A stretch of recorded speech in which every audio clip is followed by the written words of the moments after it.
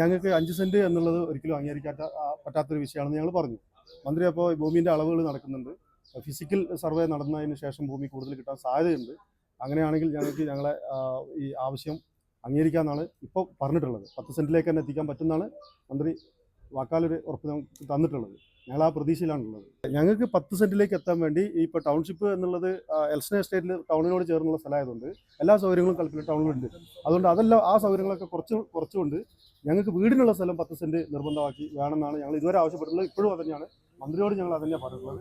കിട്ടുന്നുള്ള പ്രതീക്ഷ തന്നെയാണ് ഉള്ളത്. പിന്നെ മന്ത്രി ഒരു ഓപ്ഷൻ കൂടി പറഞ്ഞു, നെടുമ്പാലയിലേക്ക് വേണ്ടവർക്ക് അങ്ങോട്ട് മാറ്റി കൊടുക്കുക. ഇപ്പോൾ കൽപ്പറ്റ പറഞ്ഞ ആളുകളുണ്ട്, അവർക്ക് മാറ്റി കൊടുക്കുക. അത് ഓക്കെ, അതൊക്കെ സ്വാഗതം ചെയ്യുന്നത്.